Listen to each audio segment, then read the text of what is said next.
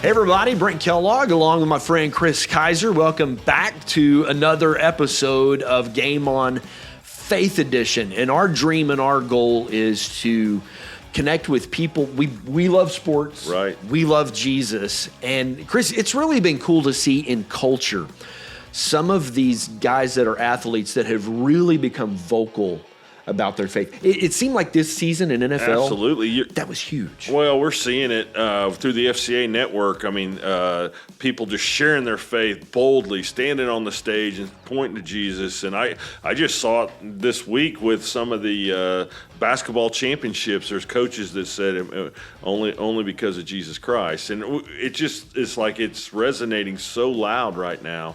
We haven't seen it like this in a long, long time. Yeah, and we're in a day and time where people need hope. Yes. And I'm going to be honest with you. I think the Bible is the greatest leadership piece of literature that was ever. You got to unpack it. Right. You got to understand contextually.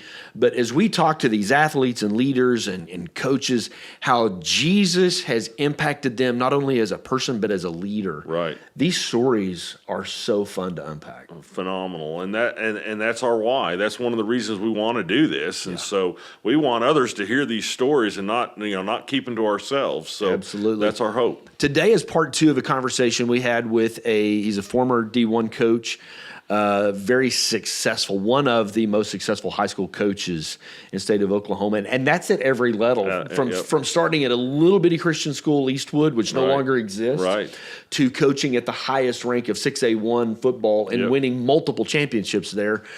He's an incredible at different locations, different schools. That's right. I mean that might be easier to do it at one school as you develop your system, but man, he's bounced around and done it at a couple places. I remember the 1990s. Do you remember the backyard bowls? Oh, unbelievable! Between Jinx and Union. 47,000 at one of those games. Yeah. I mean, that is tremendous. I mean, University of Tulsa used to use that picture as their recruiting tool, but it wasn't even a TU game. It was a high school game. They would play them on Thursday nights. Right.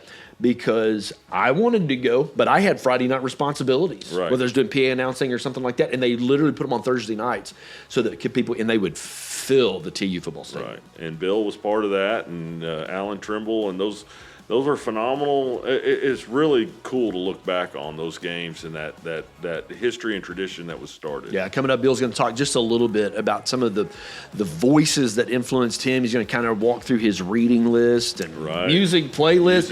It's an incredible conversation. When we come back, we'll be joined by now Owasso Ram head coach Bill Blankenship.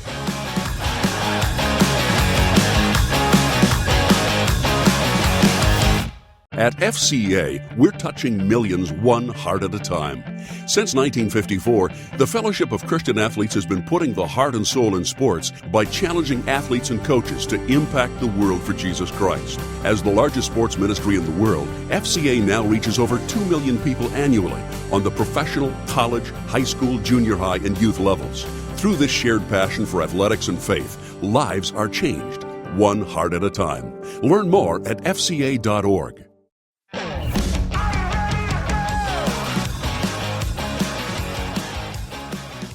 So the Union time kind of came to an end,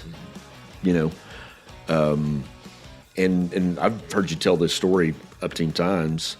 You didn't even know who Todd Graham was. Right. How'd that connection happen? I mean, you ultimately wound up on a coaching staff for D1 school. First of all, it's a God deal, okay? Yeah. And I'm not undermining what our role is, but I had gotten to know Todd a little bit through his time working with Steve Craigthorpe. Okay. I had a couple of sons that had been on the team. Josh had left when Coach Burns had made this transition, and then Caleb, my middle son, was playing for Coach Craigthorpe, and then was a GA there when Todd Graham was a coach. So I was around him. I didn't know him. And the funny story to me was that you were talking about Memphis and the Liberty Bowl. That year, I had gone out to watch practice a little bit. We're coming off the field, and Todd Graham, I was the Union coach and pretty popular at the time. And Todd Graham came over to me, and he goes, "Hey, you ever want to coach in college?" And I'm like, yeah, I have. And he goes, well, I'm about to get the Rice job, and I'd like you to be one of my coaches. And I'm like, okay, call me. Yeah. Well, I don't think anything more about it. And I won't say I didn't think any more about it, but I didn't do anything about it. And so a week later, they finished the Liberty Bowl. He takes the job at Rice, and I never, ever hear from him. Right. And I mean, I'm like, wow. Checking my phone. Yeah, I'm like, did I make that up? I mean, Did I not didn't- hear this so, right? So I never heard from him. Now, he hired a couple of high school guys from Texas, like he should have. Right. At Rice. But he had that conversation. So now I'm not like, he's not high on my list, because I feel like he lied to me or whatever. And so it's literally is it a year? About a year. It's about a year. And I'd already. Maybe just 9 months, 9 or 10 months. Yes, but it's the next hiring season. Right. Well, I'd actually left. I think that season I had already quit at Union, and I was kind of looking for. You were on the a college radio. job. Yes, after that. Yeah. Right. But I'm saying when I'm out there that bowl season, I'm kind of in the search for a college job, and because I had already resigned at Union. Right. Well, I wind up having to sit out a year, and I work on the radio, and I do coaches outreach, Right. and I'm doing some other things, but I'm out of the pocket. And so, ironically, I'm down in Dallas or San Antonio, one of the two, for the big coaches convention, and I see on ESPN that Todd Graham gets an extension of his contract at Rice because he'd had a good year. Mm-hmm. And I'm like, okay, so everybody sees on ESPN, he got him a new extension. When I get back and come back in town, and like I said, I've been on the radio, and I'm driving around and the TU job's open because Craig Thorpe has taken a job, and I knew all about that. I kind of knew all the pieces, and so he was leaving, and so I'm like, okay, I've got 3 guys that if any one of these 3 guys gets the job, they're going to give me a job. Because we've talked about Absolutely. it, and I am plugged in, and I'm going to go. And so I get back in town, and I'm listening on the radio, and our competitor is talking about how, they're getting word that Todd Graham's going to be the next coach here, and I'm just laughing as I'm driving down the road, because I'm like, these guys need to look at ESPN. He just signed a new contract. You don't know. They're clueless, and I'm just driving.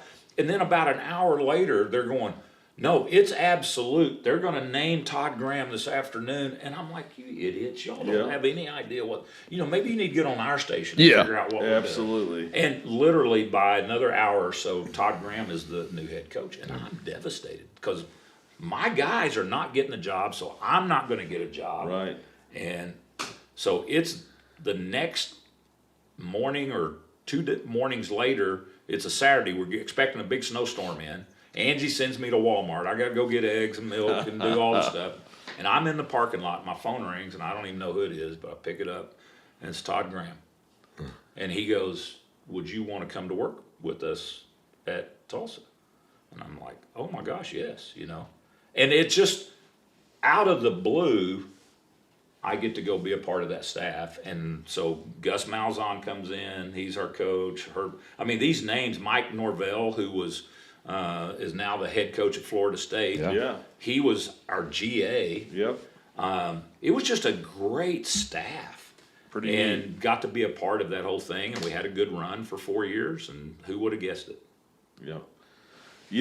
That's where my story of the Beale Street story comes in. We were at the Liberty Bowl. You're there watching Caleb. Caleb's playing great. He had a career at Tulsa. Mm-hmm. I'm doing radio with Tulsa, and you tell me, you kind of whisper to me, "Hey, just letting you know, I'm stepping away from Union." Mm. And I'm like, "No way!"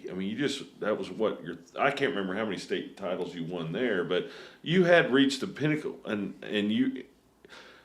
That was a faith move, right? God in a way. No, it was and. Chris, I don't want to overblow it, but it was a big deal to me. I've been there 14 years, and there had been some backstory with me and Angie. In fact, she would tell you one of the things she learned is sometimes you say no. She had to. My mom taught her. I don't have that capacity. Okay, no, but she said, because there had come a time a couple of years before All right, so my older two sons were both at the University of Tulsa, and I get involved in a job down in the DFW area at LD Bell High School, and I've interviewed for it, and it's going to be a huge raise, and it's going to be all this stuff. Even she'd get a big raise and all Right. that, and so they called me to come back for a second interview because it looks like I got a real shot at getting this job. And she goes, "And why are you going down there?" And I'm like, "Babe, it's going to be like 40 grand for us. I mean, it's a big huge big raise. raise." Yeah. And she goes, "Well, I hope you'll be happy." I'm staying And right I- here. You can say no. And I'm like, there it is. And so my point was, it was stupid, but I was chasing this idea. Yes. Why would you leave Tulsa when your two kids are playing college football here? Right. Why would you make it hard on them and you and Right. go, 4 hours away? But that was just, they'll go $40,000. Why wouldn't you do that? Well, that's the backstory. And I had a couple of other things that could have come up, and I hadn't done it. Just the timing hadn't been right. And so I just didn't think I was ever going to coach in college. And so, or even leave, but I'd kind of fought this idea, been there 14 years, and it hit me, are you going to retire here? And I was about your age, not quite 50. Right. And I'm like, I don't see how I'm going to, I don't think this is my last job. Right. And so I began to pray about it. Actually, I kind of put it on the shelf, and we were getting ready for dinner. And Angie's over at her sink, and I'm at mine, how you're doing your stuff. And I was probably griping about, I don't know if I had been, but something had come up. I was athletic director, and I was frustrated with having to deal with somebody scheduling, else's softball job and all that coach. stuff. And she goes, we probably ought to be praying about if it's time. And I'm like, what?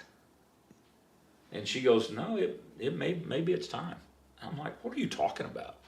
Well, maybe it's time for us to go somewhere else. And so we're like, all right, so we're going to pray. Well, for me, it was like Rocky and ding, ding, ding. Adrian said, you can go fight, And so I'm like, okay. Well, we started that spring seriously praying about, is it time to leave? And it's ironic because I'm doing chronological Bible reading right now, and I just hit this again a couple days ago. But the start of Deuteronomy, I just happened to be in it. Who reads Deuteronomy, first of all? Right. I mean, I'm not Unless you're in the yearly plan. I'm not looking to Deuteronomy for my inspiration. Right. Okay? Or Ezekiel. But right after we had committed to doing that, I was reading in the first chapter, it says, you've been on this mountain too long. It's time to break camp in advance. Man. And I'm like, really? Yeah. And now I don't take that. That's not the, Right. I'm not going to take that and go, okay, I'll go make a life decision off of that. Right. But that certainly was a flag that says maybe you ought to. So over the next couple of months, we started meeting with our small group and talking to my pastor and leading some other stuff. And little by little, by the time we got to August, I knew it was going to be my last year at Union. Yeah. And I knew we were going to. Yeah. Didn't know what was coming, and it Right. wasn't necessarily college. I hoped it would be, but I didn't know. But it was a faith. I left Union with no job. I remember. I remember. And you did, and you just took a step of faith. And I'm glad to hear that you have an on-earth Holy Spirit in Angie, just like It's her middle name. Yeah. just like my wife Betsy. Right. I mean, she convicts me all the time. Yeah. Like that is right. So you're on Todd Graham's staff for 4 years. Yes. And then Todd goes to Arizona. Is that where he went? Or he go to Pitt? He actually went to Pitt. Pitt. That's right. He went first. to Pitt. Right, went to Pitt. Yep. And then you're next. You're Out out. of left field, honestly, I still laugh because there was some, how back in the day, Big Al and Caden would have the odds for the next, the horse race. Yeah. Horse race. And so they'd have this And they're guy, very this good guy, at this it, guy, yeah. and then they'd have a 99 to 1. I wasn't even on that list. Right. Okay. And it was just little by little, and I got in the mix, and nothing So was it short of Bubba? God doing. Bubba the one that hired you? Bubba Cunningham somehow got your resume or saw that resume. Well, when Todd went to Pitt, I took a sealed envelope and I was just going to leave it for him, but he was there, and I said, look, out of respect, I'm asking you, do not open this unless Todd takes the job. Right. Because I'm not trying to get his job. Right. And he goes, well, I can open it. And I said, I know, but I want to be professional. I'm not giving you this, but I also know how fast these things happen. Yes. And I just want you to know what my vision is for the program if the job comes open. And apparently he liked it, but it got me in the mix. It didn't get me the job, but it got me in the mix initially. Right. Chad Morris was also going to get Yeah, opportunity. Chad interviewed first and then actually called me because they were committed that Tulsa wasn't going to pay. He was going to make more going as the OC at Clemson significantly Right. than what Tulsa wanted to pay. Right. And so he was like, because he and I had agreed that either one of us got it, we're going to work with each other. Sure. And so he said, hey, good That's luck. the crazy I hope thing Hope about it you. works. Yeah.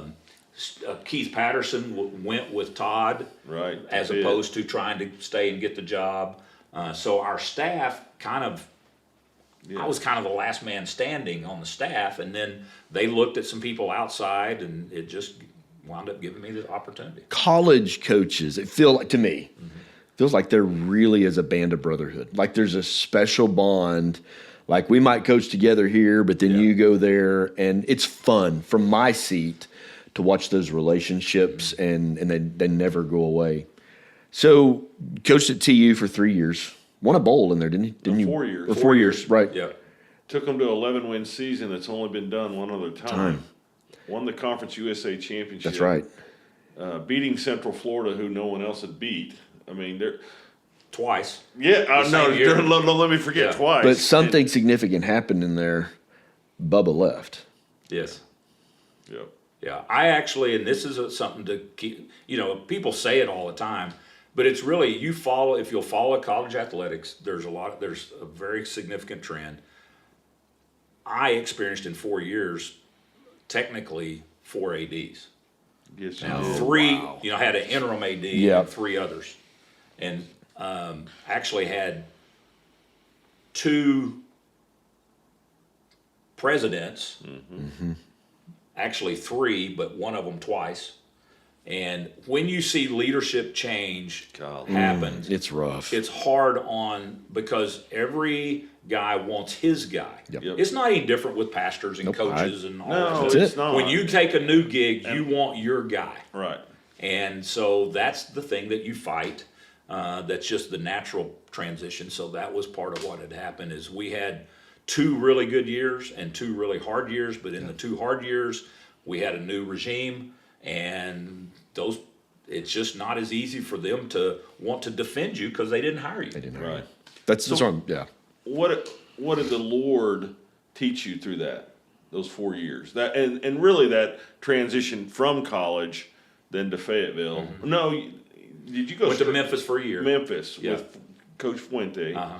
Did you go to Virginia Tech with him? Or no. No, You had a part of that chance deal, to. I could have gone as an analyst, but it wouldn't pay enough to really justify. Right. Angie and I were like, if it's not a real job, yeah. we're probably not going to do it. So, how did the Lord speak during that time? Because I know I walked with you Yeah. and saw it, but I know you were crushed at one point, but So the practical thing is, if you pour your heart into something, oh gosh, and it's my alma mater, it's my doesn't make it any better. But when you see people go back to their home schools and everyone celebrates that, just remember this can only end buddy. a couple of ways. exactly. Okay, if they don't retire there, which is very unlikely, Yeah. either they're going to leave and they're going to tick off everybody because they left, or they're going to have to leave and you're going to be ticked off because they ran you out. Yeah. So I never thought of that. Now Angie says she did, but I never thought about that before you take the job because we're always bulletproof. We're going to do what we're going to do and do all that. But emotionally, the hard thing is Phil Montgomery didn't have anything to do with me. Sure. But I'm watching another guy come in and raise my kids. It's like getting a divorce, Absolutely. and the school got remarried. Yeah. And now this guy's raising my kids, and now I'm bitter about that, and now it ticks me off, and I'm doing all so I'm fighting all that. And what the Lord really taught me again and again and again is do not get bitter. Bitterness is a poison The old saying, and I think Nelson Mandela was quoted, bitterness is a poison we take, hoping the other person dies. Right. And so I'd had an issue earlier in my life where I'd allowed some bitterness to come in, and it really made me sick. Yeah. And I'm like, I'm not going through that again. So through clenched teeth and gritted teeth and clenched fist and everything else, I'm praying for those people and trying to get past it and trying to go on. And it just took me a while. Yeah. But I also come to grips, here I am 10 years away from it now, and you're like, would you trade all the great things God's done in your life and the great people that you've met and all the experiences that you've had to get your way and have stayed at Tulsa? Right. And it just is his wisdom and his, sometimes he gotta blow us out of a place. Right. Yeah. Because we're too hard-headed to take the nudge. Right. Okay. You can give me 2 or 3 Okay. all-time favorite moments or memories on the field. You know what I'm saying? Okay. Maybe it's a championship you Yep. won, or maybe Yep. it's that, beating UCF that Chris talked about. Like, what are some of those big moments you look back on? It'll surprise a lot of people, but one of the biggest and really cool is taking a Spyro team to Ada in a semifinal game and beating Ada Dang. in Ada. That was big time, Coach. Well, and the cool part was, The Ada was- you can talk to the Spyro boys. None of us really knew what we were doing. I mean, I had an idea, Right. But I mean, those guys had no idea. I'm taking these kids from Spyro, these not poor, but innocent, naive, all in, Spyro Bulldogs. Oh, yeah. We're just going to go do this. Well, Ada just won. It's like would be like beating Bigsby today. Yeah. I mean, they just had no idea of the Yeah. tradition and what we were fighting. Well, there's a lesson to that. Sometimes we give you too much information about how great a team is. Maybe you You don't know, need and so to. we get the scouting report from the 10 that said the Giants are too. We need a little Josh and Caleb in there sometimes, Right. to keep us straight. But anyway, that was a huge deal. That's cool. In my life. Was And Coach Croft on that team? He was. He was on that Yeah, team? he was. Because, anyway. And he'll tell you about it if you ask. Oh, I'm sure. And I'll have to ask him. So. Yeah. So I think those certainly championships are cool. I do love the time at TU when we won the Liberty Bowl was fabulous, but the conference championship, beating UCF a second time huge. at home, Yeah. was so cool because it was an overtime. It was, yeah. overtime game and went down, gave it to Alex Singleton right at the end. And it Amen. was just so cool seeing guys that love each other. Just, God, you're just bringing back some great God, memories. I mean, those are the moments. What people don't understand is it's not even it's the locker room. Yeah. It is the law. I mean, it's the locker room where guys see hard work mostly when they weren't picked to win. Yeah. I mean, if you're winning and you're supposed to, it's not the same as the ones where you had to do something hard. Yeah. And you accomplish it, and man, the celebration and Oh, the man. love. And I don't Well, mean just let's the not dancing, forget but going just the love of each other. To the Liberty Bowl and beating a very, Yes. very, very good Iowa State Yeah. team. Yeah, that had beaten us at the start of the year. Had started the year beating us, 2 great linebackers on that Yep. team, and you schemed them and you took it to them. I mean, you just ran the ball. And I've reminded him a few times. Jaquez Washington was on that team. That's too, exactly right. Who has coached with me for a number of he years. is, yeah. But he was the safety on that team. So- and then, now that he'll remind us, they beat us 2 out of 3 times, but that night was ours. Amen. Amen. How many What great- state titles did you win in your high school coaching career? Won 3 at Union, then one at Fayetteville, and 2 at Owasso. At Owasso. That Just regular. Fayetteville team, you had some dudes. Yeah. I mean, Yeah, it was not. I know it was just we a 1-year kept- deal. Yeah, but I kept the cart out of the ditch kind of deal. I mean, it was sometimes rolling. you got to do Somebody that. just had to rolling. shake the referee's hand and say, That's "I'm here. I exactly drove right. the bus." You know. Sometimes as It a was a good coach, that's group, what you man. got to Okay, do. That's, so a game I significantly remember. Your head coach at Owasso. and Josh is head coach at Broken Arrow. Was it title game or was that semis? They beat us in a Regular season. In regular season. well, no, they beat us in the first round of the playoffs. Now I'd beaten him a couple of times, but the one they got us was the first round. I mean, and this goes back to people don't understand, but he and I hated it.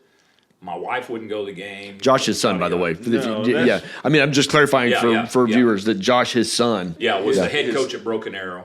Correct. I was at Owasso, and the first time that Owasso won, I might as well have spanked my son in Walmart. The way my family reacted. Oh my goodness. I mean, my wife's like, "You stay out as long as you want. I'm going to bed." I have grandkids, his children, that won't talk to me for 6-8 weeks. I mean, it's just I'm in. The things that people don't understand. No. Right. And then like 2 years later, he wins in the playoffs, and nobody feels for me. I mean, our team is out, and we had a great team that year. Yeah, you did. And now my grandkids are, "It's okay, Papa, we love you." And I'm like, but you wouldn't even talk to me when I won. Right. So Right. anyway, But now you're in a different season of life. Just chapter, I guess, is the word I was looking for. How awesome is this going to be? Now that you don't Very have to fired up. you don't have to game plan against Josh. yeah. He's Well, Josh is on your staff, isn't he? Yes. Yeah. So he's just, on your staff. just able to make that happen about a month ago. So we've had a month working together so far. It's been great. Yeah, Absolutely love it. You've worked with him before. Yes. But you got Yep. him back. Yep. One of the grandsons is going to play, right? Or Yeah, gonna have a chance? Josh's oldest son, Barrett, was a ninth grader this year. Okay, so he's a freshman. And so he has enrolled at Owasso. All right. And he's the only one that came in mid-year, but he'll have most of his kids, he has 7. The bigs, as they call it, they're all going to come to Owasso.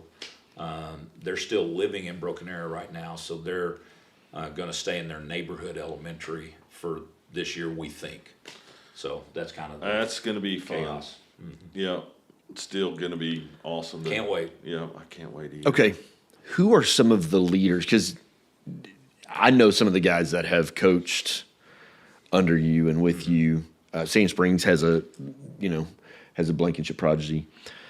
Who are some of the leaders or voices or that kind of impacted you? I mean, I know you had great respect for your dad, but who are some of those influences that influenced Bill Blankenship as you were growing and maturing as coach, and dad and Christian? And Probably the biggest ones were my coaches. Yeah.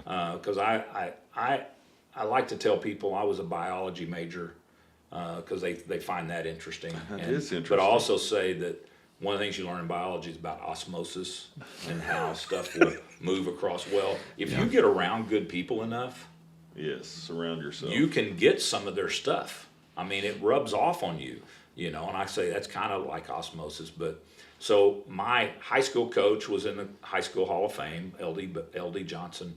I loved playing for him, but I go to college, and F.A. Dry was my first head coach. A lot of people don't know he was maybe the quietest, brilliant. He brought pro passing Right. back to Game plan. back to Tulsa. Dobbs kind of started it, and then it kind of left, but then F.A. brought it back, and so I got to play for him. Jerry Rome was my first quarterback coach. He's a legendary guy.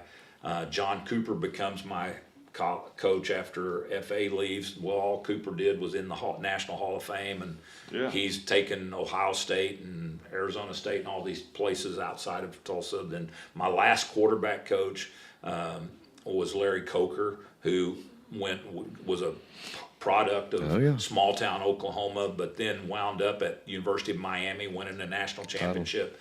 So these are men that Pretty neat. I probably didn't appreciate at the time all of what I was getting to do. Right. But then over the course of my life, I mean, John Cooper is called to help me get jobs. Larry Coker That's fantastic. is going to hire me, and then he got fired, Right. and I didn't get to go work for him. But I mean, we've had that kind of relationship. So those were. I still talk to F.A. Dry. He's in his 90s. That's Wow. amazing. And he's still got advice for me. Sure. And it's pretty cool. So those men have been really important. I think it's important to have close friends. We're actually sitting in a building where I had a lot of old friends, and one of the key ones was a guy named Bud Babb that poured into my life. And Bud was as much of a mentor to me as I've had anywhere. And we used to attend church here together. We lost Bud a few years back. Right, in fact, the same year I became the head coach at Tulsa. So guys like that, I still have people, Dave Jewett pouring into me, other people in my life, that my pastor, Paul Taylor, who's retired now, but still is my pastor the way I see it. Paul's my mentor. You know what I'm saying? When I first became a pastor, Paul grabbed me by the ears and said, "Come here." So you've had, great impact, great influences. So. Okay. Favorite play to call when you had play calling duties? Like, it's a play you could trust every time. What's your favorite play? If you have been around me a while, most of them would come back to the way we called it at Union, and then it was Trey Wright, 235 H-Day, and it was a boot out with a protected deal, and we're going to throw a little comeback in the corner of the end zone. And so we had multiple times that became a win for us, in 2-point plays and games, in playoffs and all that stuff. And then by the time we got to Tulsa, we still had that play, and Union hadn't become the Red Hawks quite yet, so that play was called Redskin, so we had that, and then we call it something else now, but. So you're a football engineer. Let's talk sports. I mean, this is the combination of Jesus and sports, right? You're a football engineer. Do you love, live, breathe, eat football, or has it just been a part of your life that this is what you do? And that's an unfair question, but I'm still going to ask it. I probably am not as. I think there are a lot of people that are geeked out about it more than I am. Mm-hmm. I love it, and I do it, and it's a backstory for me. But I probably watch. I would almost bet. I don't know you two guys, your history. You probably watch more football on TV than I do. Now, I probably watch more huddle. Right. Yeah, breaking it down. Yeah. But I when I'm working it doesn't make me want to do it as much when I'm not working. Right. So I love watching competition, though. Yeah. Okay, that's what I don't care if it's Olympics. I don't care if it's NBA. I don't care. I don't want to watch the game, but I want to watch it when it matters. Yes. So college is probably the biggest microscope because the transfer portal, which I understand. Let's say you get a kid that gets recruited to a university. That coach that recruited him gets fired. Tad Jones played at TU. Yep. Happened to him. He's a Oolaga kid, went to Ole Miss. Coach recruiting got fired. Right. Well, he was able to come back to TU and had an incredible career. Right. You know what I'm saying? So I understand the purpose of the transfer portal, but now it's out of control. It's out of control. Tack on top of that crazy money. Yeah. Kids making $1 million. And so, I'm an Oklahoma State alum, love Oklahoma State football. Mike Gundy built a career on getting a James Washington who nobody recruited. He was a little 3-star kid out in West Texas nobody knew about. And there's something about Coach Gundy and their staff. They could evaluate talent, bring them into a program, let Coach Glass have them and develop them, so much so that Washington won the Blitnikoff. Right. You know what I'm saying? You don't do that today. Because if you take a kid like that, now somebody is going to come offer him a couple $100,000 to come catch the ball. And so schools that maybe are in that, and I don't mean to offend anybody, but I'm just going to tell you Ohio State has significantly more money than Oklahoma State. Right. And so, Coach, you were in that college circle. Where's this going? Yeah, it's changed a lot. I'm not going to enlighten you because it's Could broken. you do it now? It's broken. It's broke. And I'm hoping that it can get fixed. I don't know if it can. It is absolutely not sustainable. Correct. In the model that we're on. Right. Now, if we're going to be NFL minor league or Right. NFL light, we can do that. But there has to be contracts. There has to be salary caps. There has to be something to make it. So right now, we're just going to boosters and going, well, I need 100,000 this time. Well, next year I need 150. Well, next year I need 250. Now next year, I mean, the NIL budgets are absurd. Absurd.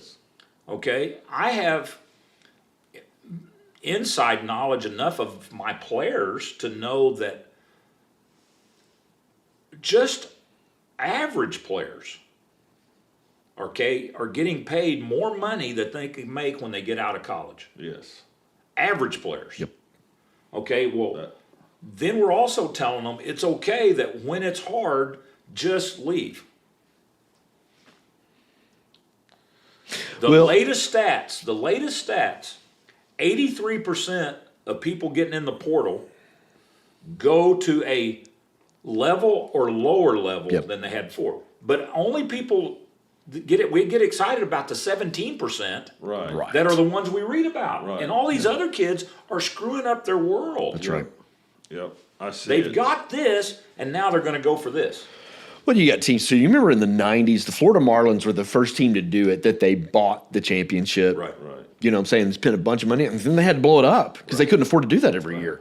You're going to have, unless they cap NIL, unless they cap the transfer, you're going to have programs like the University of Tech. They can afford it. Yep. Even A&M, they can afford it, that they can buy that championship, which then puts you in that blue blood category, and it's just not. It's not sustainable. All right. I had a coach that you would know his name. He's a very established coach.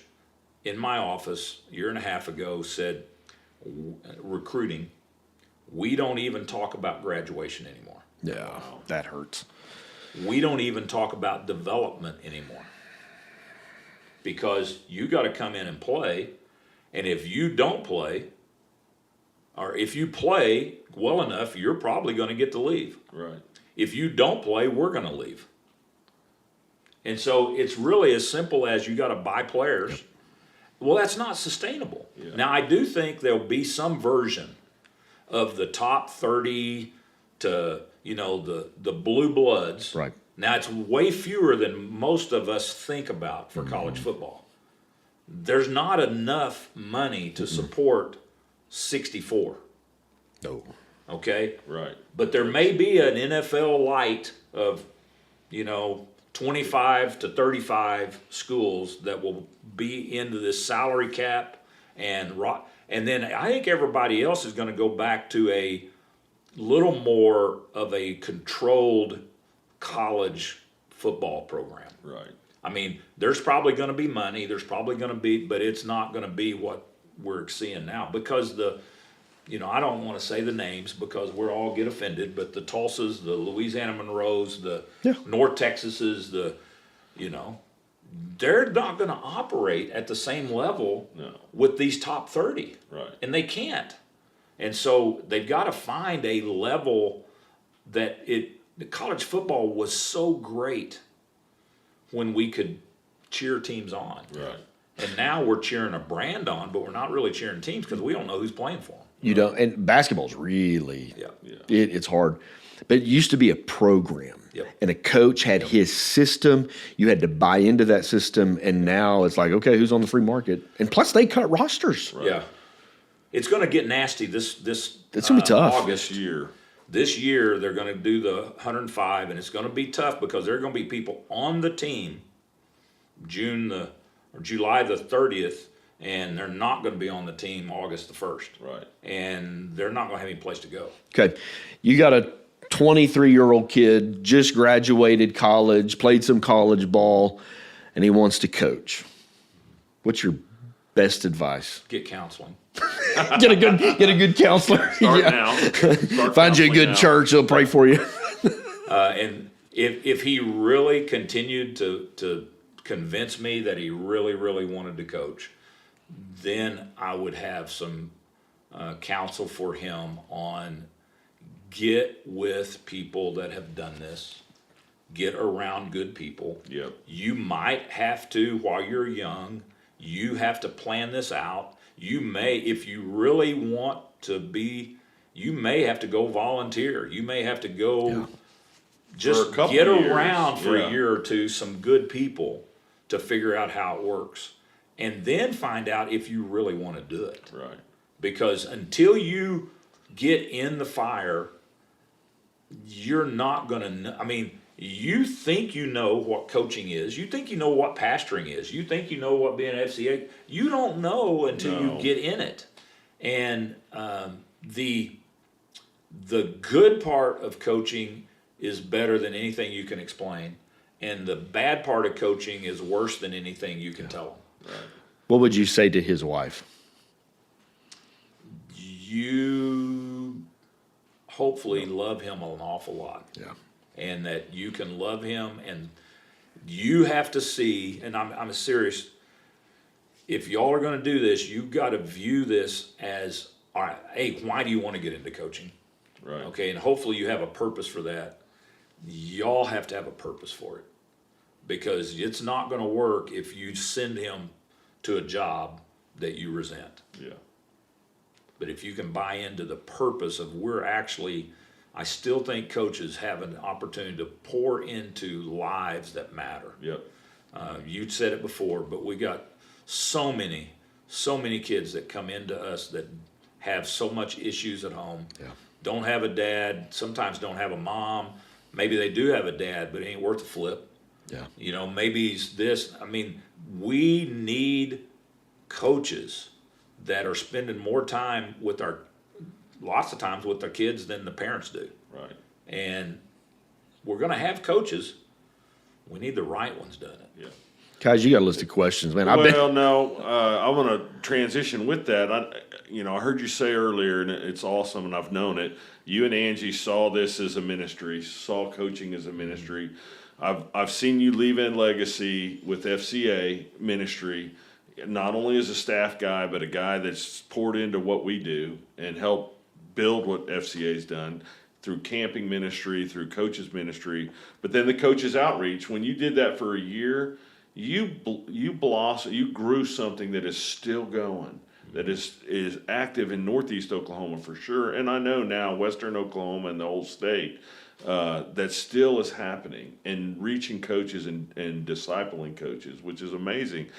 And now there's another chapter in your ministry world with this we haven't even talked about the retired coaches luncheon that you've helped pioneer here, and it's gone on statewide, but you took it and steered it here in Tulsa, Oklahoma.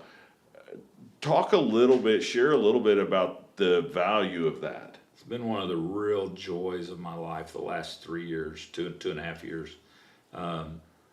I like to go speak to groups. Yeah. Right. Okay. People ask me, and I'm pretty good about not saying no, so I just go do things. Well, John Odell and Chuck Bowman, who were former FCA guys, had told me they had this group in Edmond that they were starting to gather up retired coaches. It's kind of become more sensitive to you the older you get. You just have a better sense for these guys. Well, they have these old coaches that aren't coaching anymore, and so they came up with a deal to, they get a sponsor and buy their lunch and just come and have a guy come and speak to them. And so I went over to speak to them. Sure, they want to talk. They want Bill Blankenship to come talk to them. So I go in there and it's going to be all about me. And I go in and I'm seeing these guys, and many of them are just guys I remember from when I was at Edmond as a young coach. And here were those guys that were, these were the dudes. Yeah. Well, now they're old. Yeah. Yep. Okay. But they're still sitting around. They're still the same guys. Yep. And Still have it the just fire inspired me. Yeah. And the more I started checking into it, the more, and I remembered my dad telling me, that so often when he retired, and even when he became the high school principal, other coaches just didn't really talk to him about coaching anymore. He didn't he didn't have that platform. Well, so many of our guys, not all, but a lot of them, they retire, they go home, they're done. Yeah.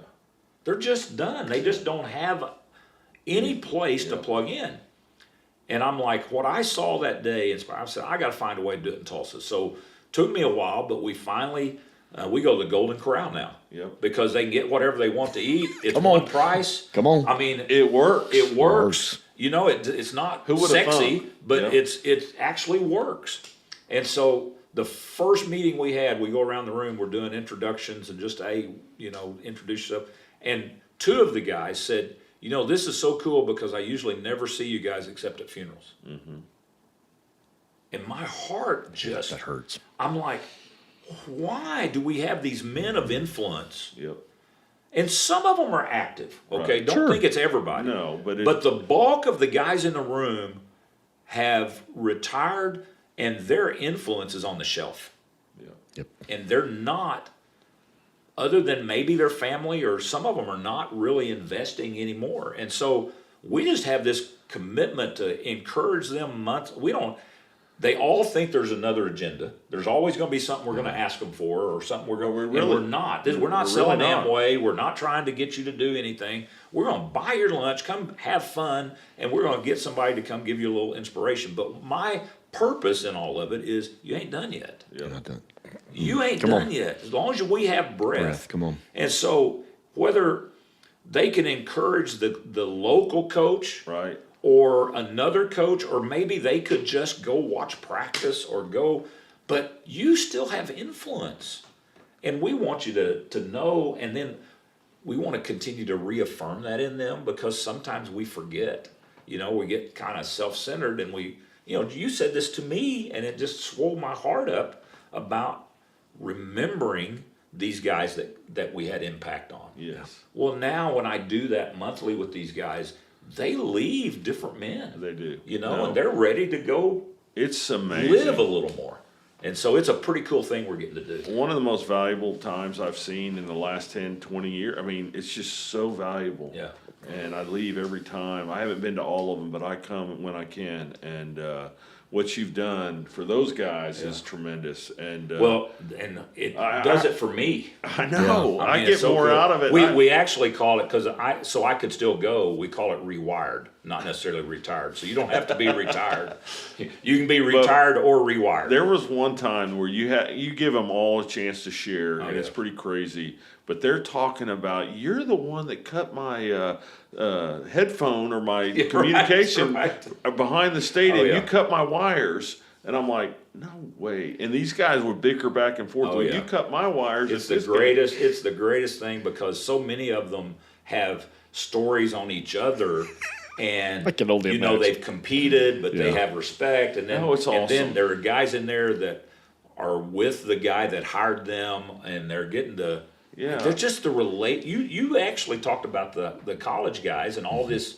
And we're seeing it now, and we have a few college coaches there, but it's mostly our high school guys. Yeah. It's really cool. Well, Except for the Bible. Yeah. All-time favorite book that you've read. Ooh, a few. I don't know that I could get you to one. I was actually reviewing Legacy by James Kerr. It's about the New Zealand All Black rugby team. Oh, yeah. It's a great leadership and team building deal. I love.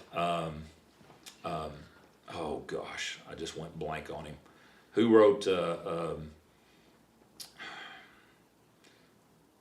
Tipping Point? Oh, and, yeah, Gladwell. Yeah, I Malcolm love Gladwell. Tipping Point and Outliers. Anything Fantastic that he books. writes, I'm into, and his podcast. He's got a great podcast. Yes, Yeah. done I mean, all of yeah. that stuff. So I love Mount. That's kind of been a more recent trend for me. And then I just got, and again, it put blisters on my brain a little bit, but Jordan Peterson stuff that's coming out, and I'm trying to read some of his. So, gosh, 3 years ago, we had a Fields of Faith event at Oologah, and a Oologah kid that went to Nashville, wrote some songs, a guy named Paul Bogart. Well, Paul played, and then Coach got up and preached. I got to MC the thing. Oh, yeah. And just, we're just catching up and talking, and you said, no, Angie and I have this thing. We love live country music. And I love live country music. you So do. what if we, and nobody really listens to radio anymore. If I get in your car, turn your radio on, what's going to come on? Well, my favorite is Ben Rector. Ben's not country, but he's just, I guess you'd describe him as a singer-songwriter. Yeah. Ben's a Tulsa guy. And I hung out with his dad a lot and probably drew me to him. But Ben is all over my playlist. But gosh, I like Old Dominion. We actually went to Old Dominion concert last year and went to Jordan Davis one just a month ago down in Durant. Just because we're just finding something Angie likes, you know, and we go and just spend a little time. I don't know. Guys, what you got? Probably not a lot of favorites. Just looking, you're back in the coaching world. You couldn't say no to what's your expectations coming into the, you know, for the first time in my career with FCA, I would say the big four, I don't include Bixby in this. That's crazy, wasn't it? All four schools have new head coaches, new staffs, I mean, we don't even know what's coming. I mean, no, it's just been shuffled. It's just crazy. Guys are, you know, it happened a few years back once when Spav and Ron Lancaster were at BA. You're right. Okay? You're right. And it was like, that was weird. Big shakeup. Yeah. That was the shakeup. Right. Now for guys to have rotated around and all be in different places. And you know, the old union people would say that about me being at Owasso. Oh, yeah. You know, that's all, people are in the wrong place. Right.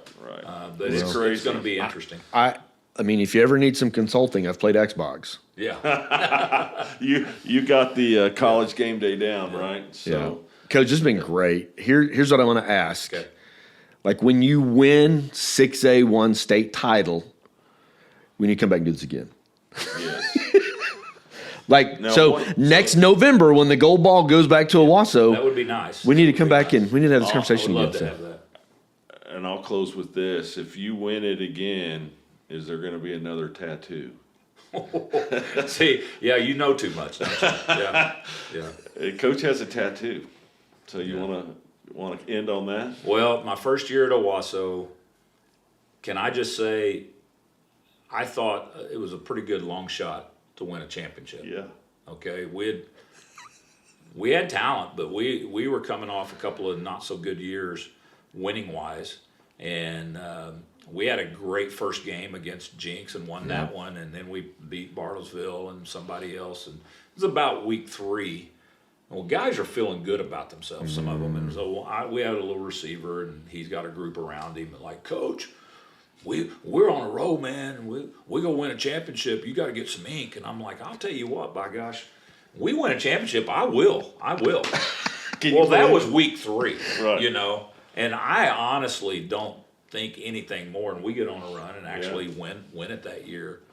And it was like December at the banquet, and he goes, so when are we going? And I'm like, what are you talking about? He says, Coach, you promised. Bill Blankenship's a man of his word. So without Angie really being in approval, I have on my shoulder, I won't peel it off for the camera, right. Have on my shoulder, it looks like somebody's drawn a play. You know how the X's and O's? That's awesome. It's the victory play. So it was the last Victory play. formation. Victory formation. That's Last play of the game and the Nothing state better. championship. So Nothing I'm like, better. Okay, best play in football. Hey, thanks for your time today. More importantly, Bill, thanks for your impact in this community.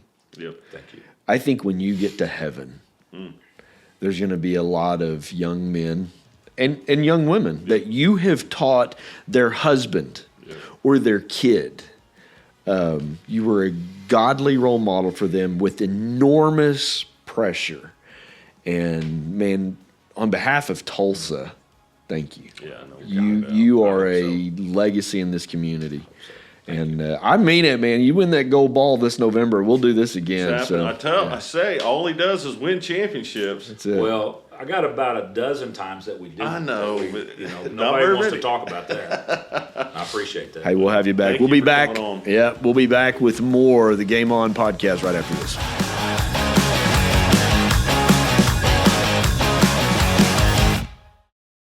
It takes less than 1 minute to find out if you may have prediabetes.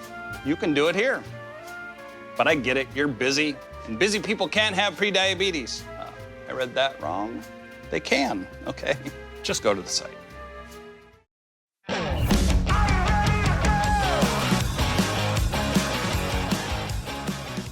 I almost feel like I've been to church a little bit. Oh, absolutely. I mean, if you're not filled up after that, and hearing the stories of him and his wife and their kid, just how they've raised their boys, and then the legacy of where he grew up from in Spiro, Oklahoma. Man, his story, and we got to this in the last episode, but his story about how his dad grew up. His mom had a choice to make. Right. But a woman of faith did the hard stuff, raised 3 boys to all go on and be people of influence in their community. Yeah. And just what a remarkable guy. So I want to say thanks to you for joining us. Thanks to ttownsports.com for hosting this. Check out their website and all their content that they do. Dillon Funeral Services, man, Dillon cares. And I know that nobody likes to think about that type stuff, but do the work so your kids and grandkids don't have to. You can visit Dillon Cares on their website and do that. Chris, I'm excited. Next couple episodes are going to be great as we're working on our goal and desire is literally just to bring sports and Jesus together. There's incredible organizations like FCA that have been doing that for a long time, and we just kind of want to be a mouthpiece and tell those stories. Yeah, and let's do it. Let's promote it. I mean, why not? Why not? So, love you guys. We'll see you next time. Thank you.